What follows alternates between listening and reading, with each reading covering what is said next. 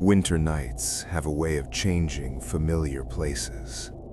Snow softens the world, muffles sound, and makes everything feel distant, isolated. Roads disappear, forests grow silent, and when the cold settles in deep enough, it feels as if the night itself is listening. People believe winter is peaceful, quiet, safe. But there are stories that only surface when the temperature drops, when the world slows down, and when no one else is around to witness what happens after midnight. These are not stories of monsters chasing through the dark. They are stories of stillness, of footsteps that stop when you stop listening, of lights that appear where they shouldn't, of things that watch and wait. Tonight, you're about to hear true winter horror stories, accounts whispered long after the snow has melted by people who survived but never truly left those nights behind. So turn down the lights, put on your headphones, and remember, winter doesn't forget.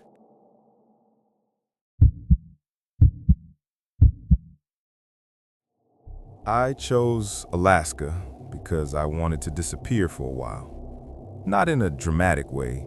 I wasn't running from the law or anything like that. I just needed silence. Real silence.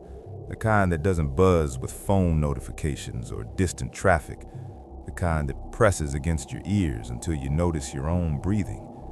I planned a solo camping trip deep into the Alaskan wilderness, far from maintained campsites or marked trails. No cell service, no nearby cabins, no other people.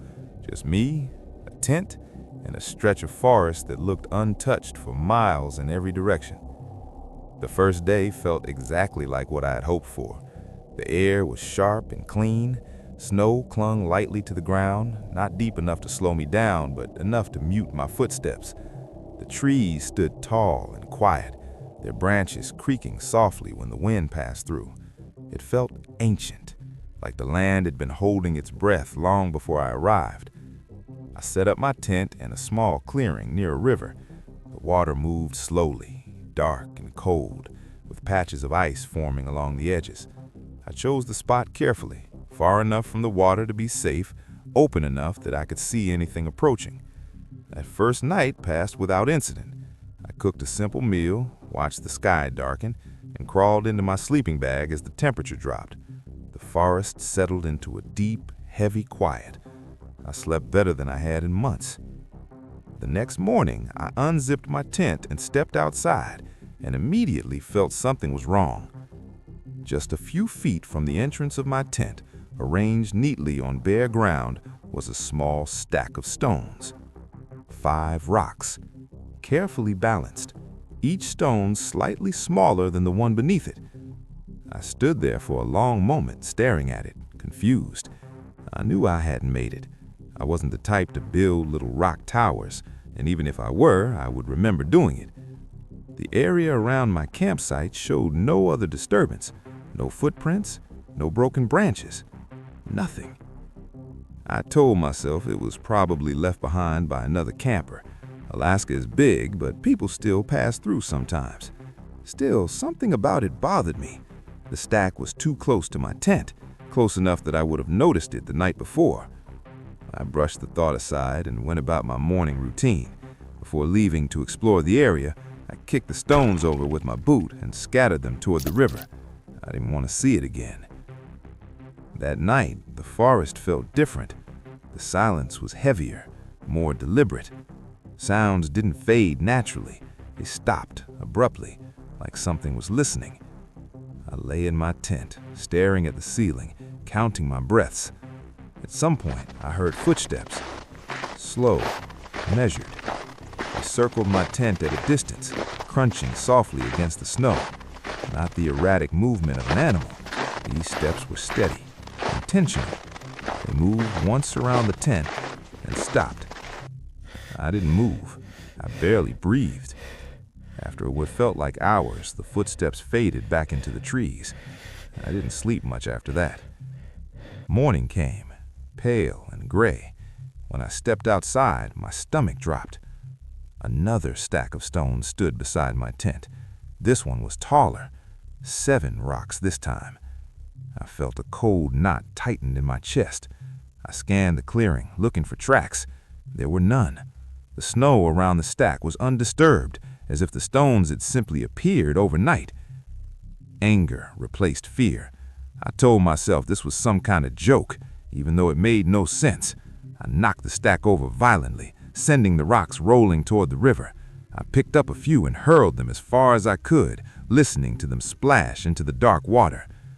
That afternoon, I considered leaving, but pride and stubbornness kept me there. I told myself I was overreacting, that fear was just my imagination feeding on isolation. That night, the footsteps returned. Closer this time. They stopped just outside the thin fabric of my tent. I could hear breathing, not heavy, not rushed, just slow and steady. Whoever or whatever stood there did not touch the tent. It simply stayed, as if waiting. Then came the sound of tapping. 3 soft knocks, evenly spaced. Tap, tap, tap. I squeezed my eyes shut, my heart pounding so loudly I was sure it would give me away. After a long moment, the tapping stopped. The footsteps retreated into the darkness. I didn't sleep at all. At dawn, my hands shook as I unzipped the tent. The stone stack was back. This one was taller than the last, more precise, perfectly balanced. And beside it, pressed into the thin layer of snow, was a footprint. Bare, human-shaped. It was larger than my own foot. The toes were long, the heel deep, as if whoever made it carried significant weight. There were no other prints leading to or away from it, just that single mark, as if it had been placed there intentionally. That was when the reality set in. I was not alone, and whatever was out there was watching me. I didn't pack, I didn't eat. I grabbed what I could carry and left everything else behind. As I walked away from the campsite, I felt eyes on my back the entire time. The forest seemed to close in around me, branches creaking softly, wind whispering through the trees. I didn't stop walking until I reached my car. Even now, years later, I can't camp alone anymore. Silence makes my skin crawl. Whenever I hear footsteps behind me, my body reacts before my mind does. And sometimes, when I'm alone at night, I dream of stones stacked carefully outside my door, waiting.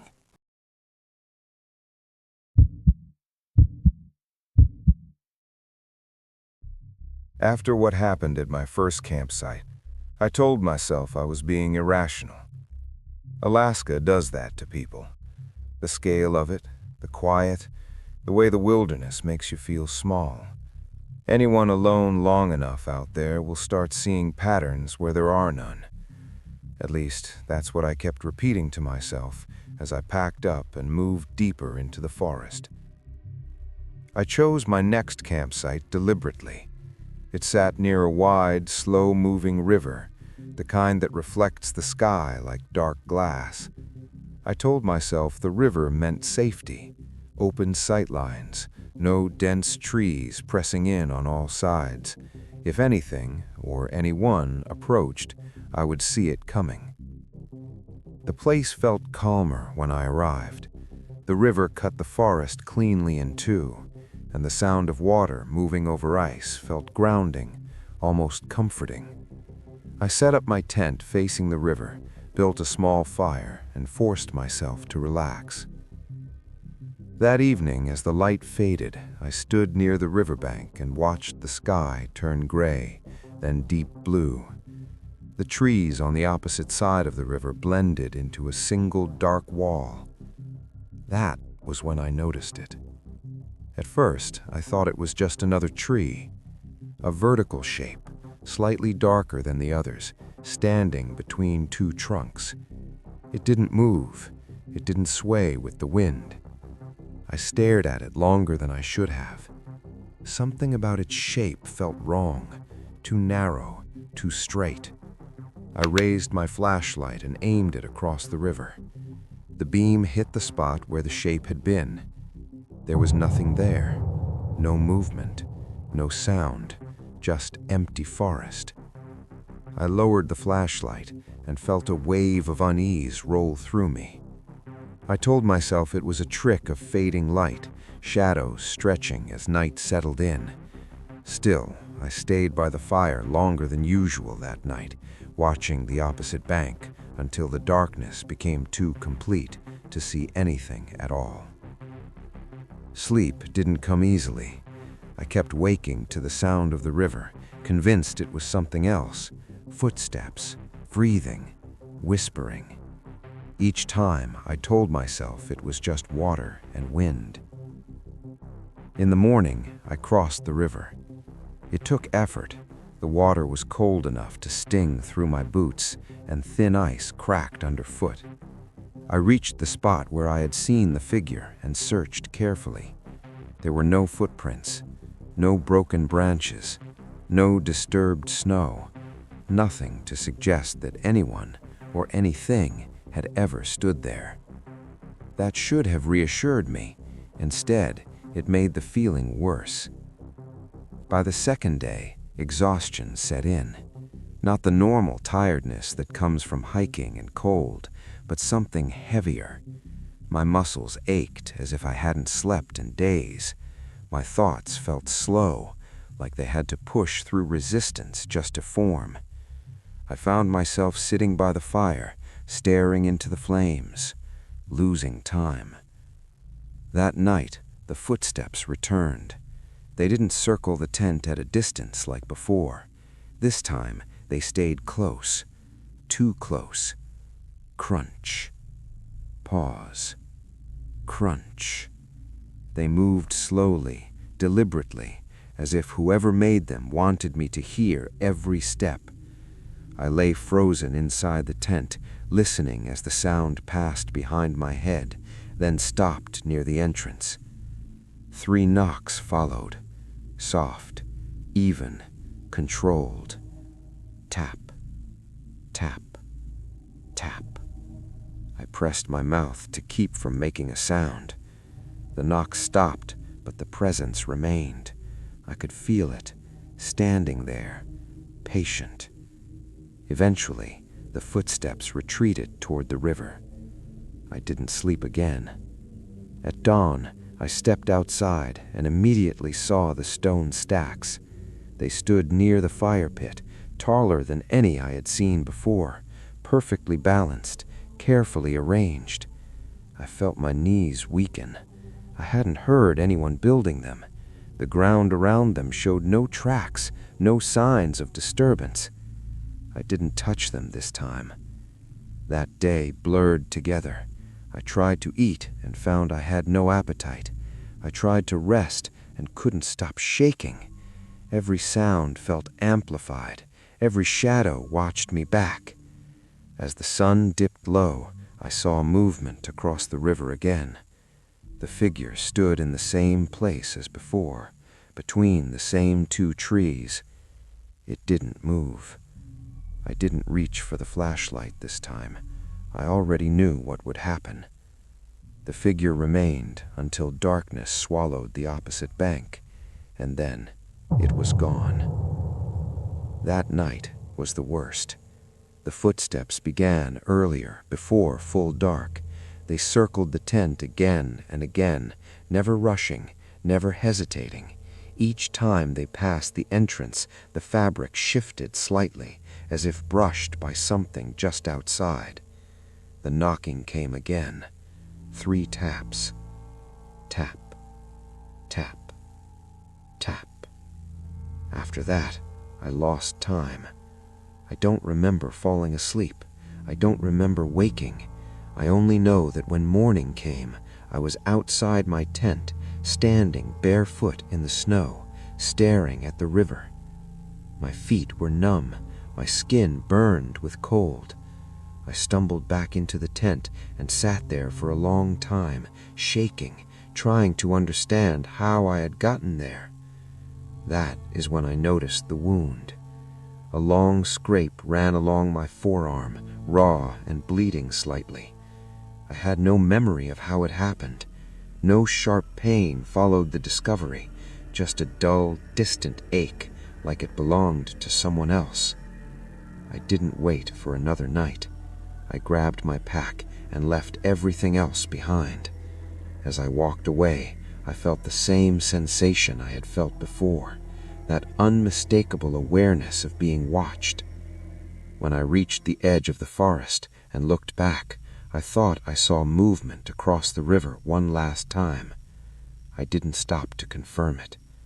Even now, long after leaving Alaska, I still wake at night, hearing water move in the dark. I dream of standing on one side of a river, knowing something is waiting on the other, silent, patient, and unwilling to let me go.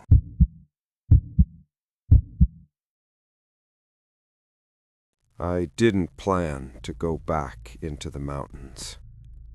After everything that had already happened, I should have known better. But when Milo suggested one last trip before winter fully closed in, I told myself it would be different.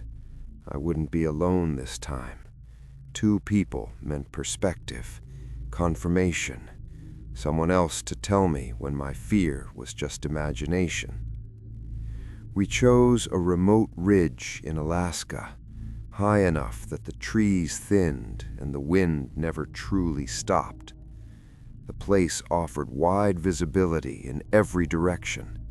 That mattered to me. I didn't want dense forest anymore. I wanted to see the horizon. I wanted to know what was around us. The hike in took most of the day. Snow crunched under our boots, shallow but persistent, clinging to everything. The sky remained a dull gray the entire time, heavy with the promise of more snowfall. Milo was in a good mood, talking about nothing in particular, pointing out animal tracks, making jokes about how quiet everything felt. I laughed along, but part of me stayed alert, counting sounds, noting shadows, listening for things that didn't belong. We set up camp just below the ridgeline, sheltered slightly from the wind by a natural rock formation. From where we stood, we could see miles of snow-covered slopes stretching into the distance. At night, it felt like standing at the edge of the world. The first evening passed uneventfully. We cooked, talked, and watched darkness settle over the mountains. The cold deepened quickly after sunset, biting through layers, forcing us into our tents earlier than planned. Sometime after midnight, I woke up. I didn't know why at first. There was no sound, no movement, just that familiar sensation, like being pulled slowly out of sleep by something unseen. I lay still, listening. The wind moved across the ridge in low, steady waves. The tent fabric shifted softly. Milo's breathing came from the other side of the thin wall separating our tents, slow and even. Then I saw it, a glow. It hovered on the ridge above us, a soft orange light suspended against the darkness, not flickering, not moving, just there. At first, I thought it might be a distant campfire, but it was too isolated, too steady, and it wasn't on the ground. It floated slightly above the ridgeline, as if held in place. I unzipped my tent just enough to see clearly. The cold rushed in, sharp and immediate. The glow remained unchanged, perfectly still. "Milo?" I whispered. No response. I tried again, louder this time. He stirred, muttered something, and finally answered. "What? Do you see that light?" I asked. He unzipped his tent and leaned out, squinting into the darkness. He was quiet for a moment, scanning the ridge. "I don't see anything," he said. I pointed. "Right there, on the ridge." He followed my gesture, then shook his head. "There's nothing there." I felt a chill that had nothing to do with the cold. We watched for several minutes. I kept my eyes fixed on the glow, afraid it would vanish the moment I looked away. Milo saw only darkness. Eventually, the light faded, not abruptly, but slowly, dimming until it blended back into the night. Neither of us slept much after that. The next day, we hiked up to the ridge. There was nothing there. No scorch marks, no disturbed snow, no sign that anything had ever emitted light from that spot.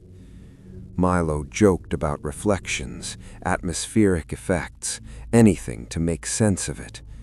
I nodded along, but the image of that steady, unmoving glow stayed with me. The second night felt heavier. The wind died down, leaving an unnatural stillness.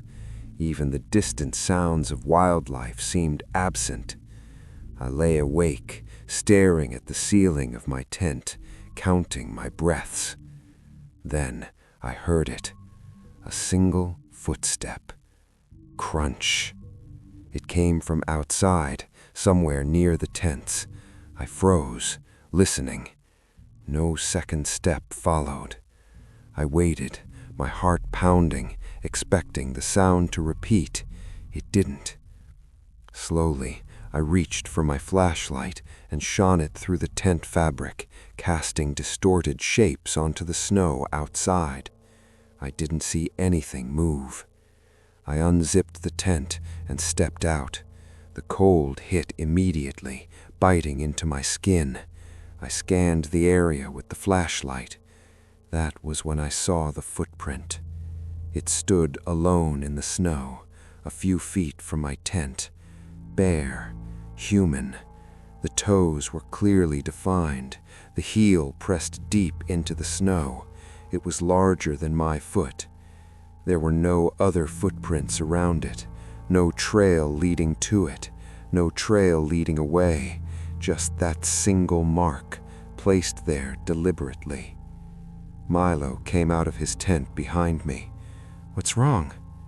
I pointed without speaking. He stared at the footprint, his face tightening. That doesn't make sense." We searched the surrounding area, widening the circle with every pass of the flashlight. There was nothing.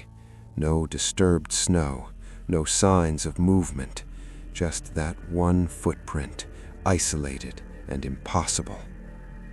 We packed up before dawn. Neither of us said much.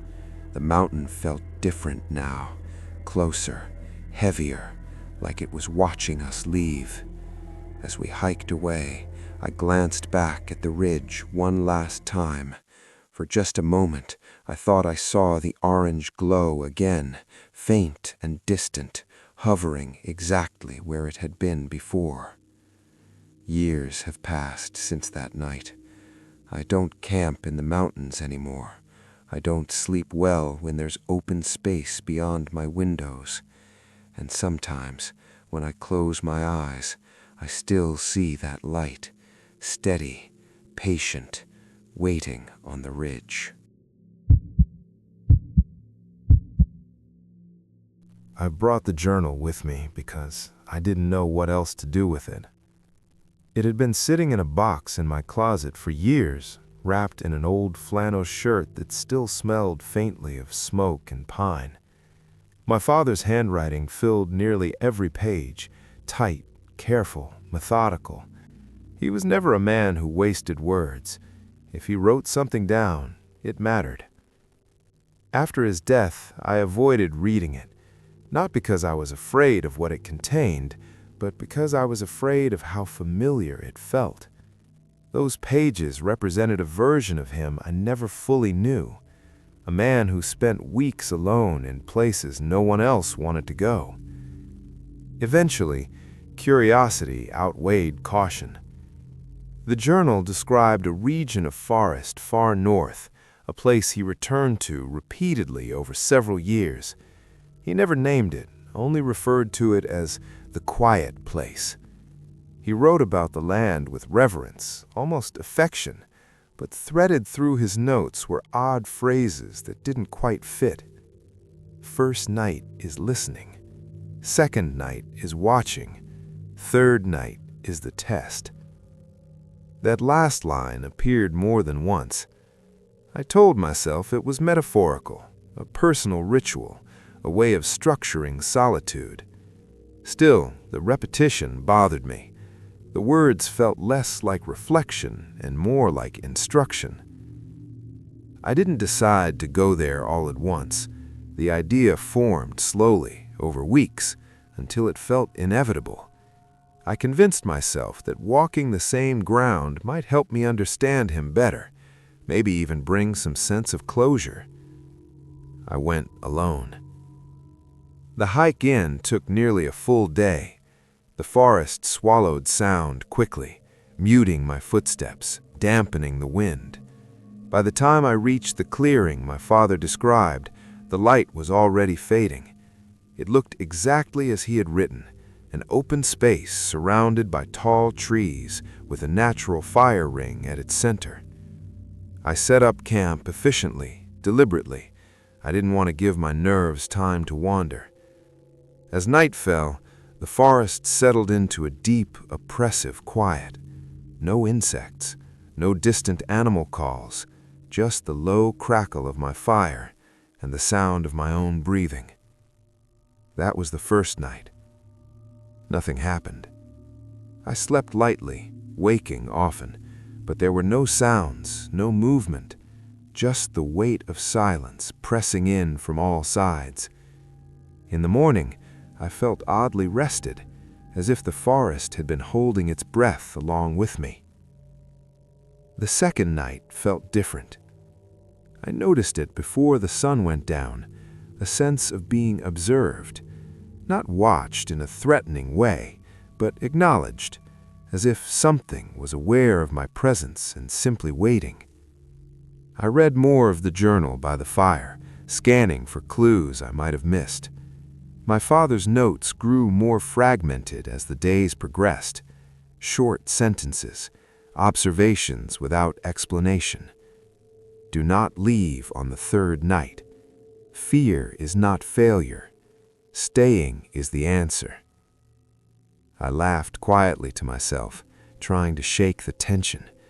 I told myself he was writing about endurance, about facing discomfort rather than running from it. That night, I dreamed of footsteps circling the tent, slow, measured, never stopping. I woke just before dawn with the image still lingering in my mind. The third night came too quickly. By then, I was tired, physically and mentally. The forest felt closer, the darkness thicker. I hesitated before lighting the fire, suddenly aware of how visible the flame made me. I checked my surroundings carefully. Nothing had changed. No signs of disturbance, no tracks, no broken branches. The journal sat beside me, open to a page I didn't remember turning to. Third night is the test. I closed it and set it aside. Sometime after midnight, I woke to the sound of breathing. It was close, too close, slow, even, deliberate. I lay frozen, my heart hammering in my chest. The sound came from just outside the tent, inches from the fabric. Whoever or whatever it was stood perfectly still. I strained to hear movement, a shift of weight, anything. There was nothing, just breath, steady and patient, as if the presence had all the time in the world. Then I heard the zipper. the unmistakable sound of metal teeth sliding against fabric. It came from somewhere to my left. I knew with absolute certainty that there were no bags outside my tent. Everything was inside with me, packed, accounted for. The zipper sound continued, slow and careful, as if whoever was opening it wanted to savor the moment. I squeezed my eyes shut and held my breath. The breathing stopped. So did the zipper. Silence returned, heavier than before. I don't know how long I stayed there, unmoving. Minutes, hours. Eventually, exhaustion pulled me back into an uneasy sleep. Morning came without warning. The forest looked unchanged, sunlight filtering through the trees as if nothing had happened. My fire pit was cold, ash undisturbed. That's when I noticed the journal. It wasn't where I'd left it. It sat beside the fire ring, placed neatly on a flat stone, open, waiting. My stomach tightened as I approached. The page displayed the same line I had read the night before. Beneath it, written in a different hand, larger, heavier, pressed deep into the paper, were 2 words. You stayed. I didn't pack. I didn't put out the fire properly. I didn't check my surroundings. I grabbed nothing except the clothes on my back and ran. The forest didn't stop me. It didn't follow. It simply watched as I left. I've never returned. I don't keep the journal anymore. I burned it weeks later, even though part of me didn't want to. Sometimes, late at night, I wake up with the certainty that I passed the test. And I don't know what that means.